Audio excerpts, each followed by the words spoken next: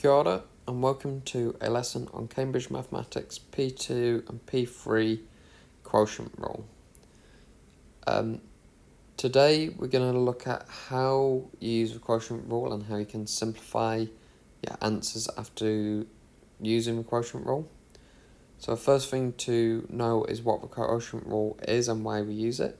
So when we are differentiating an equation that is in the form of a fraction like this one here, what we do is we say that we can write this as y is equal to u over v, and that the differential of y equals u over v is dy over dx is equal to v times du dx minus u times dv dx all over v squared.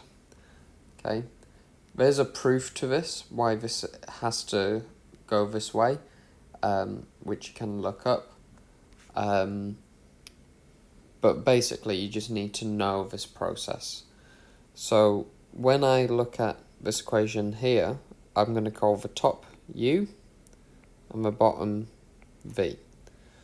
So I end up with u is equal to x squared minus 5, which means du dx is the differential of that, which is just 2x, and v is equal to 2x plus 1, which means dv dx is equal to 2.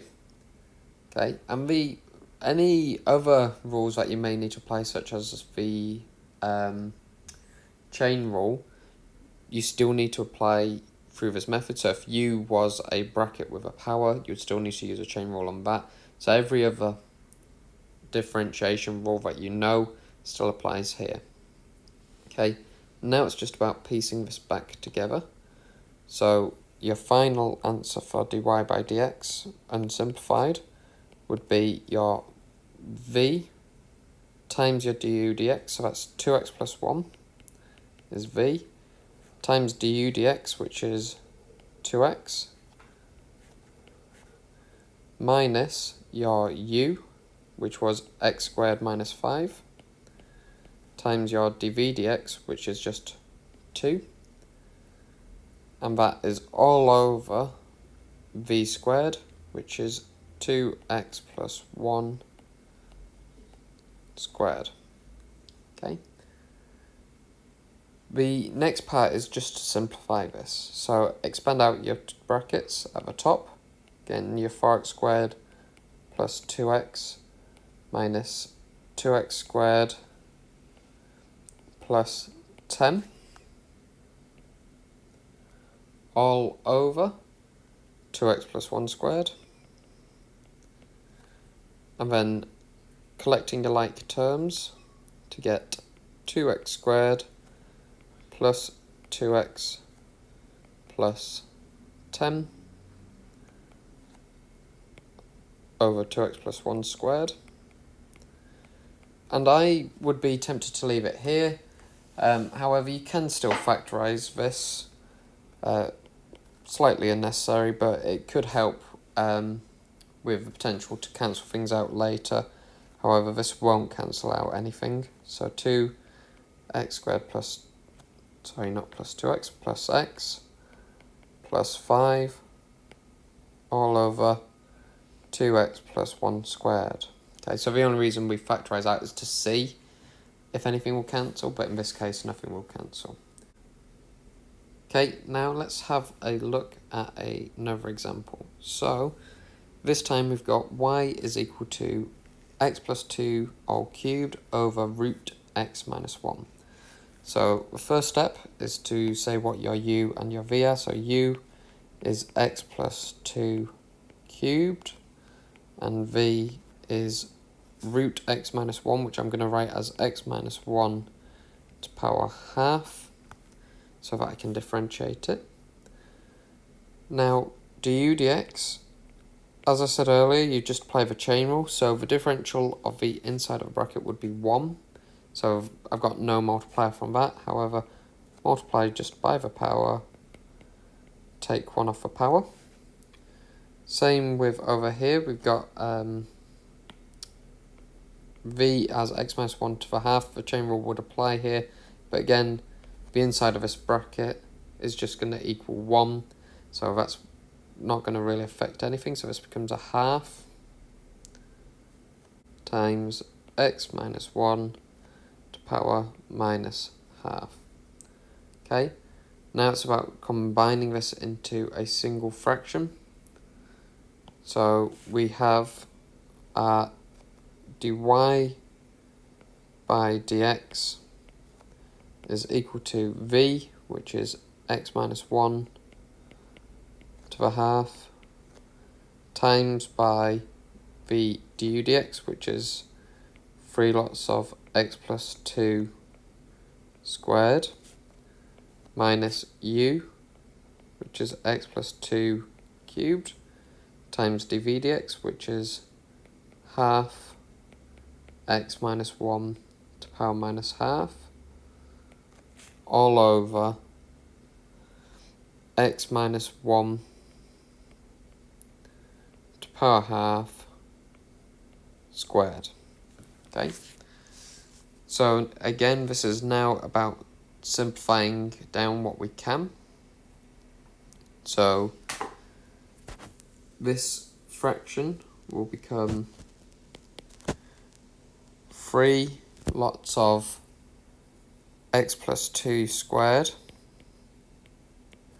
times times root x minus 1 minus x plus 2 cubed over 2 root x minus 1, which is all over just x minus 1. Okay, so this is messy. We've got a fraction in a fraction. We don't want fractions in fractions in maths. So what we're going to do is we're going to get rid of this part here by multiplying through by 2 root x minus 1. So we're going to multiply everything by 2 root x minus 1 to get rid of that. So this is going to give us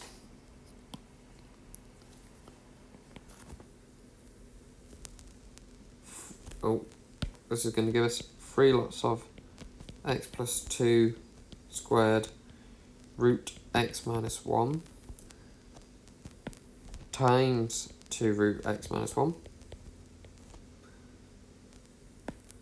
minus x plus 2 cubed, because that will cancel out, all over x minus 1 times 2 root x minus 1. Okay. We then just need to simplify this down because certain things cancel and disappear. So this will give us 6 lots of x plus 2 squared x minus 1 minus x plus 2 cubed, I forgot the brackets on my line above, all over 2 lots of x minus 1 to the power 3 over 2. Okay, that's just your basics power law because of the power 1 here and this being a power half, adding your powers together. Okay, we can then still simplify this by identifying that both of the terms on the top have an x plus 2 squared that could be removed from them, which leaves you with x plus 2 squared times 6 lots of x minus 1 minus x plus 2 all over your 2 x minus 1 to power 3 over 2 and then simplifying the bracket down, expanding out the 6x minus 1 to be 6x minus 6, and this to be minus x minus 2. That is going to give you x plus 2 squared brackets 5x minus 8 all over 2 lots of x minus 1 to the to the power 3 over 2. Okay, and that's it. That's the full answer then simplified.